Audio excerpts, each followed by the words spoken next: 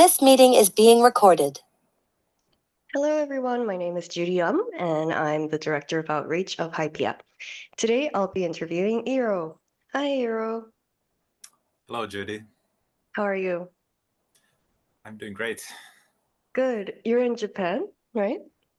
Yes, I'm living in a small countryside town in Japan since Okay. 1.5 years ago. Oh, okay. I think I ran into you at the gathering last year or 2 years ago. And, right, were Yeah. you still living in Japan? So last year, yes. In the previous gathering, 2023, I had just gotten information that I was accepted and I'm going to move to Japan in less than 2 months. That was the Oh, situation back then. I see. I think you mentioned that you watched one of my HYPIA interviews, and then I don't remember what your comment was. It was about languages, and I remember. Yeah. And Yeah, I don't remember either what my comment mm, was, but I did yeah, remember watching yours. yeah. So what do you do in Japan? So I work for the town, and my job is to promote Finland here. So this town wants to Oh, be a friendship town with Finland. yeah.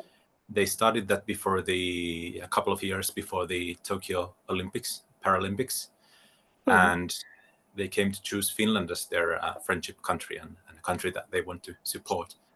So since those times, there have been coordinators for international relations here, and this is actually part of a bigger program called a Japan Exchange and Teaching Program, and Yeah, that's kind of the recruitment agency.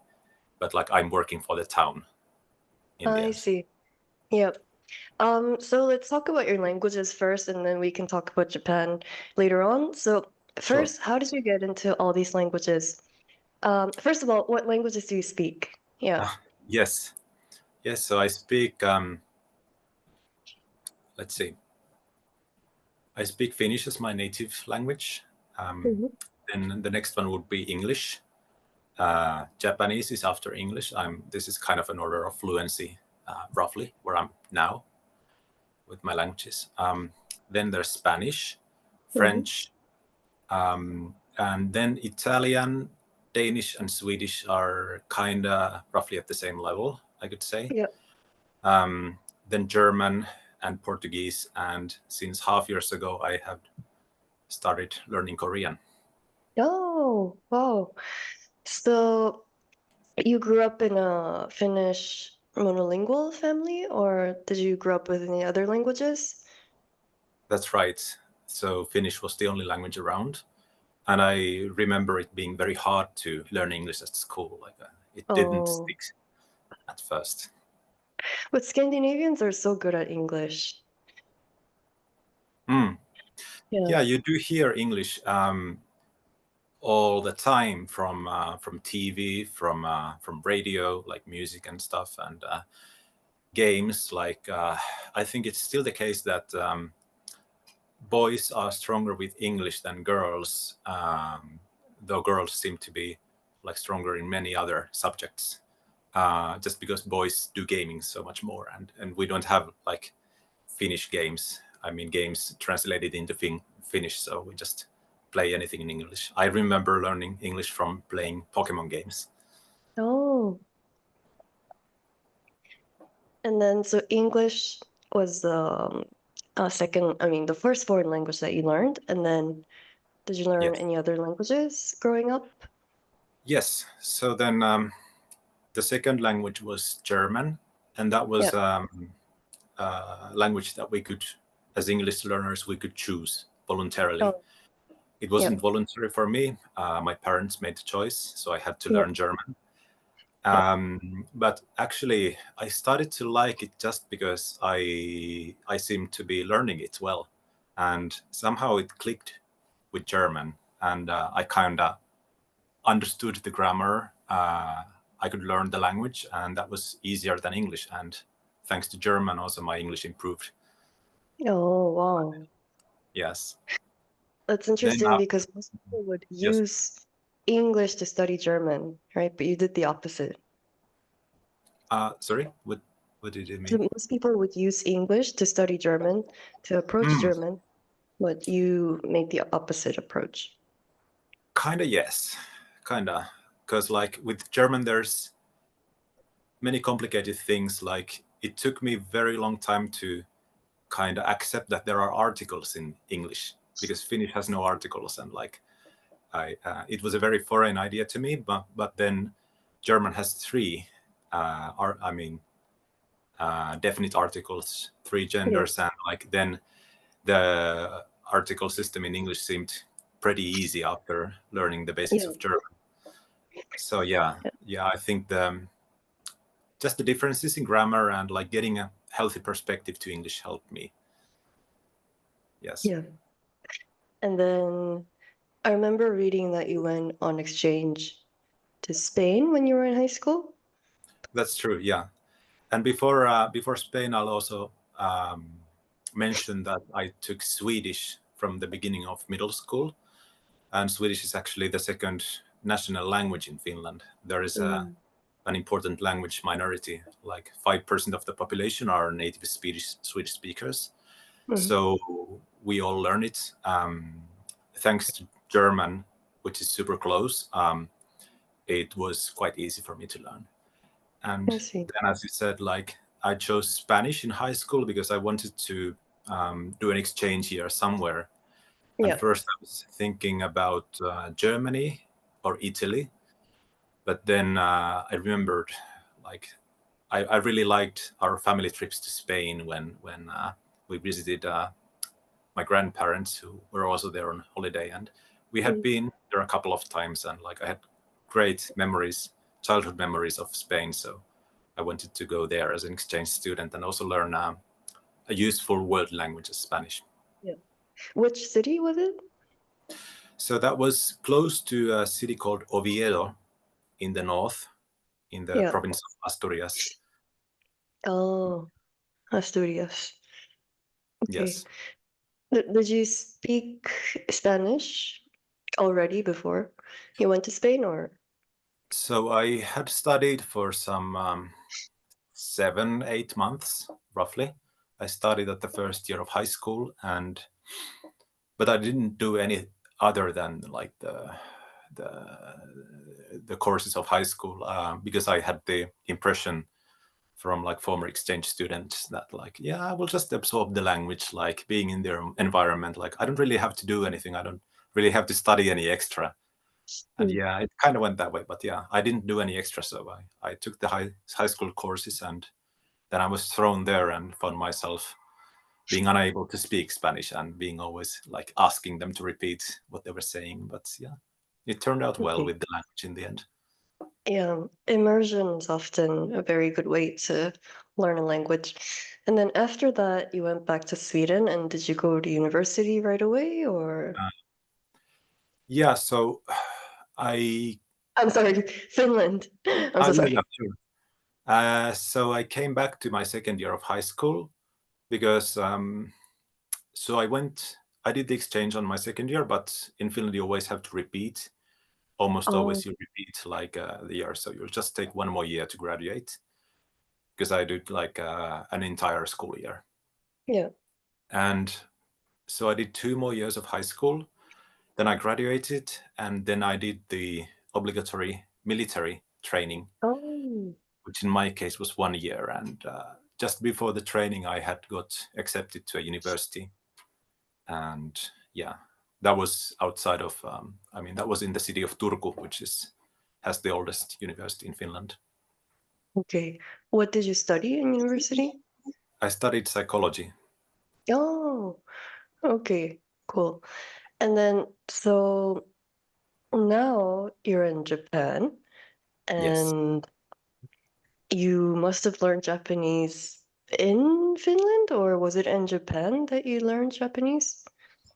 Yes, so mostly in Finland.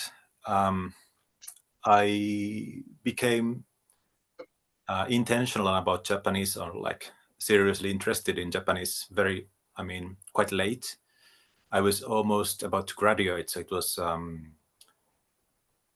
just before my last year at university, or which was supposed to be my last year at university. It wasn't Mm-hmm. in the end, but so yes, I was working on my master's thesis, Mm-hmm. and then I was kind of finding out like things that I really want to do, something about my passions, and I was kind of looking for a hobby. And I Yeah. had been doing some language learning, like I had been learning Italian and French during the university.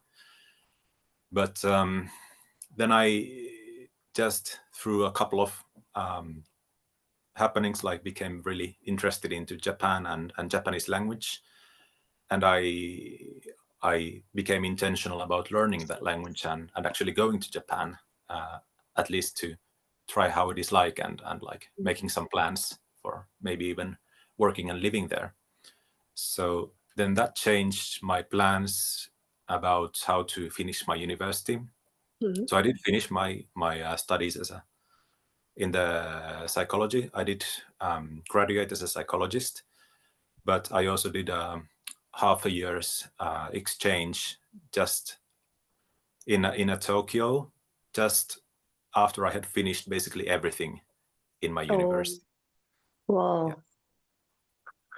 So Wow. they still let me go, which was excellent. Like I didn't have pressure about I should be completing this or this during my exchange in Japan.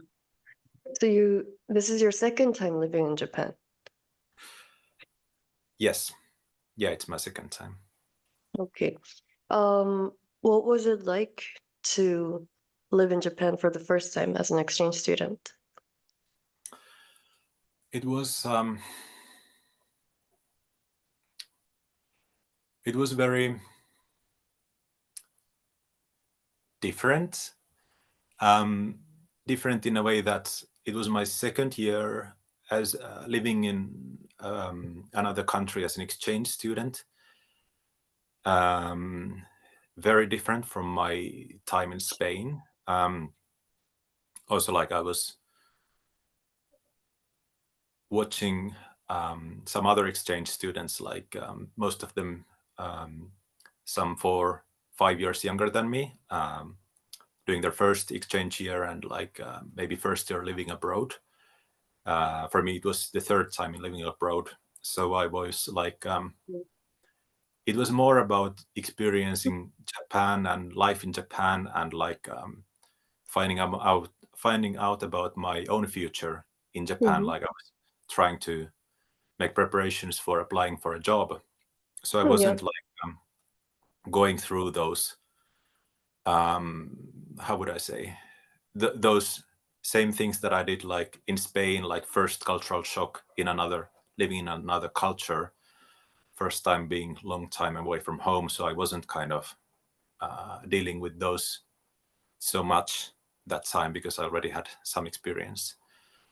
But yeah, I remember it being quite a difficult time in a Mm-hmm. sense that I was super serious about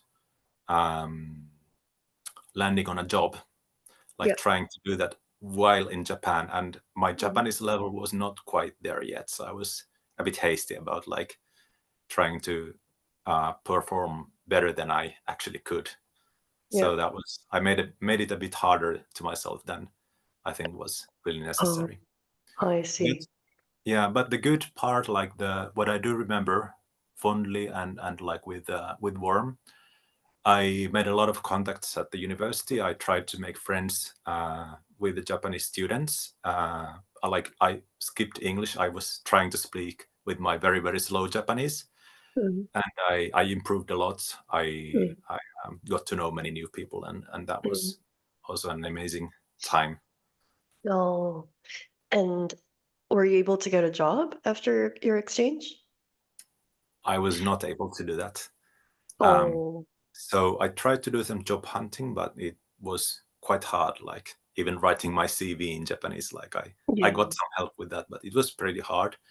Then I Oh, continued finding job from Japan when I was back in Finland, and yeah. I came back to Finland to graduate basically as soon as the the bureaucracy would let me do that, like after coming back from the exchange. But I didn't find a job in from Japan very soon after that. Like I tried to look for it, and then the COVID hit, and everything became like a bit prolonged in that sense. Mm. I see. What made you want to live in Japan? Yes, so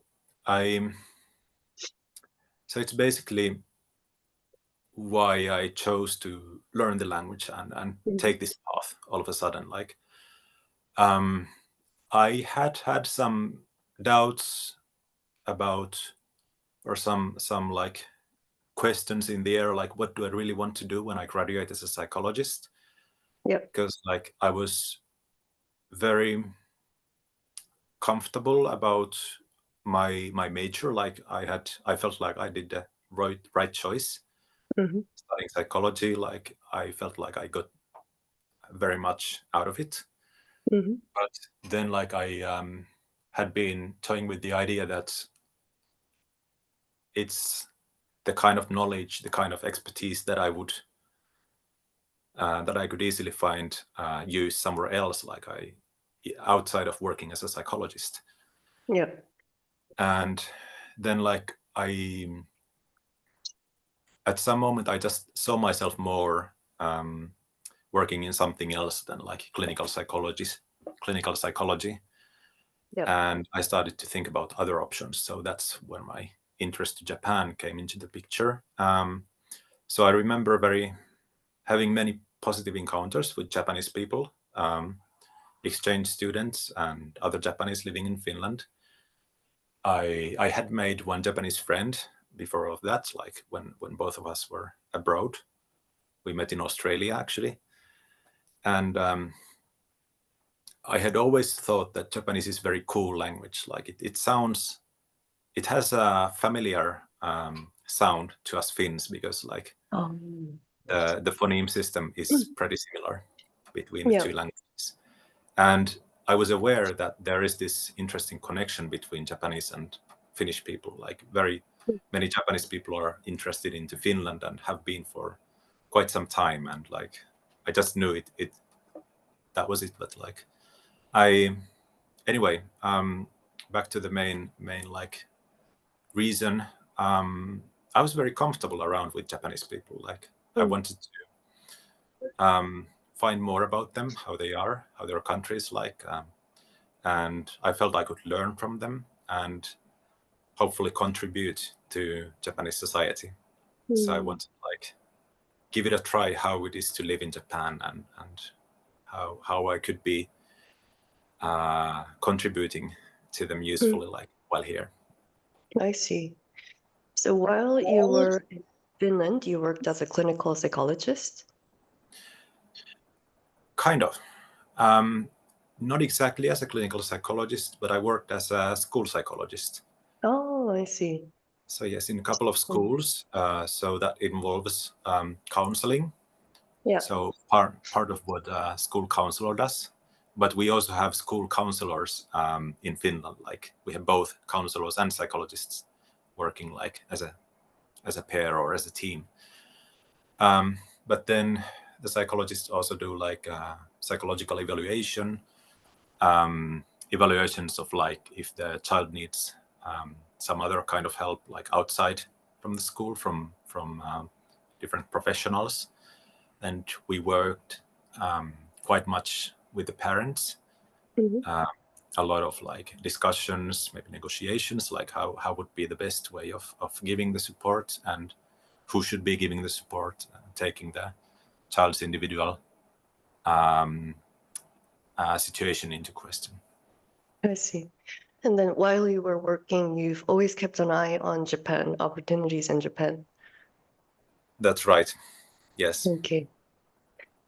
Yeah, I was trying to apply a couple of times for a job in Japan when working as a psychologist. Yeah. Okay. And this program, how did you find out about it? So I had met my predecessor's predecessor earlier, like just before my exchange in Tokyo started. Yeah. So he told me about this JET program and about this job, about this very same town that I'm now in. Yeah. And I was like, yeah, that sounds pretty interesting. Like I could be doing that, like that kind of a job for some time, maybe when I'm a bit more fluent with my Japanese. And then it was in the back of my head for some time, but I was also aware that these kind of posts are very rare. So at that time, I think there were 3 Finnish coordinators for international relations in Japan, or just 2 plus 1 English teacher from Finland. But like, you could apply maybe every other year for this program. It depends like how long the coordinators want to work, if it's just 1 year or 5 years or something in between. So it depends if there's a renewal of contract or not, if there's application. I see. And yeah, so Japanese, did you continue studying Japanese while you were in Finland, or how did you continue? Yes. When I was working in the schools, most of my free time I spent just reading a lot in Japanese. Like 1 year I remember reading 24 books in Japanese. That was in 2021. And as reading has been like my most basic method of learning language like these last years. So yeah, I continued that. Then I continued to make connections with Japanese people where I was living. First in Turku at the university, like we had this Japanese circle of Turku, Japanese students and then Finnish students who were interested in Japan and learning Japanese. Then I was working as a school psychologist in Helsinki. So then in Helsinki, I also tried to find some Japanese students or other Japanese people around. First, it was pretty hard because the COVID had struck, so nobody could come from Japan to Finland or to any other country. But then I did find first there was one exchange student who was finally able to make it to Helsinki, and we did regular language exchange in a cafe like every other week or so. So yes. I see. And the grammar must be very different, right? Japanese and Finnish grammar? Yes, like the structure of Japanese language is very different. Like so many words are missing, like vice versa. But like that's the case of most European languages and Japanese. But there were also some interesting similarities, like how the possessive particle works in both languages, and the word order is pretty flexible in Finnish, and many times the order would be very similar, because let's say a relative clause, like these relative things like that, which, who, whom, which don't exist in Japanese language at all. They exist in Finnish, but in Finnish we can also construct the sentence the same way as Japanese language, which is like very different from how you construct it in English. So Finnish has kind of the 2 ways of doing it, and in these ways sometimes Finnish resembles like the logic of Japanese interestingly much. And how's your Korean studies going? Well, pretty good, I would say. This week's been busy, but lately I'm using most of my free time with Korean actually. And now I'm looking forward for the weekend. I'm going to spend it with learning my Korean, or your Korean, I should say. Yeah. Yeah, it's something that I did not have in my mind for a very long time. Like I was, as I said earlier in a HYPIA interview or the writing that I was asked to do, like Yeah. I did not plan to learn new languages, like mostly improve my current ones. But then I felt that Korean is actually a quite useful language here in Japan because like both meeting Japanese people who are interested in Korea, meeting Koreans here in Japan or in Korea when I would travel there. Yep. Like also the relationship between the two countries. Like I just came to realize at some moment that I'm only hearing the Japanese side of things, like how do they see these things, and I kind of wanted to know something more. Oh, I see. Yeah. And how did you find out about the polyglot community and the HYPIA? Yes, I came across many YouTube videos first. It was actually I would say a process of a couple of years. Like I just found out some random like guy speaking 10 languages, this kind of videos first, and then learned that there is a word for that, a polyglot. And okay, then I could Google with a polyglot something, and then I found out many of the speeches giving out about at the polyglot gatherings, polyglot conferences, and I wanted to be part of that community. But I did have some hesitations first, like, am I really a polyglot? Like, I used to study these languages, but now I'm only doing Japanese. I don't know where my Italian is at, and this kind of wonderings. But then a couple of years ago, I decided to give it a try when I was like coming back to learning those languages after doing just Japanese for many years. And then I found out about HYPIA because sometime like I had heard the word hyperpolyglot, and okay, there are some so-called hyperpolyglots, and then I googled that and I came to HYPIA, and then I found out like more about okay, who are the HYPIA people, and then I remember meeting Carlos at the language event of Edinburgh, which was my first polyglot event ever. Yeah, so he told me like I could just send a message to Matthias and get the things going if I want to. I see. Okay. And you were at the gathering last year in Prague, right? Yes. Oh, okay. And the year before that, were you in Poland or? Yes. Yeah, Poland was my first polyglot gathering. Yeah, 2022 or 2023? 23. Oh, okay. 2022 was my first gathering. What? Yeah. Okay. My last You're question for 1 you. year ahead of me. Oh, I'm sorry. Pardon? Just said like you're 1 year ahead of me. Yeah, just 1 Gathering. year.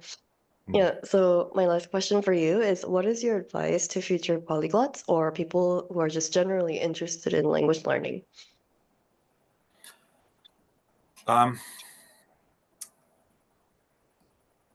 Personally,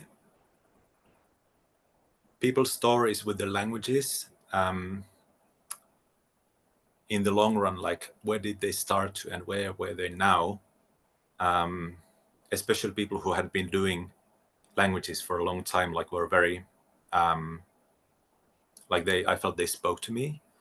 I was very interested in like hearing like how had they become after doing these languages. So my advice, my word would be like try to listen and get excited about like your forerunners' experiences, preferably many and different ones, and then find out what it really is that you like about the languages, like what's your thing with the languages and what you would like to see yourself being and doing with your languages in the future.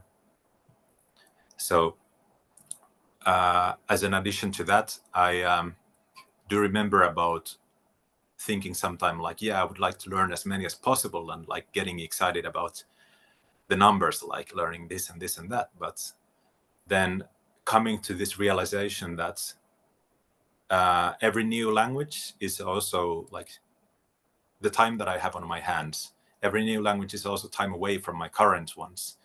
And because I'm somebody who likes to speak languages like on an advanced level, I just cannot do that with too many languages. So I have to do some heavy prioritization there. So I do like the idea of learning at least one or a couple of your languages to an advanced level. So these are my advices or my words to language enthusiasts. Okay. Thank you for your advice, and that'll be it for our interview, and we will keep in touch. And hopefully I'll see you at the gathering. Yeah, hope to see you. I'm coming to Sure. check this year as well. Okay. Thank you very much. Thank you.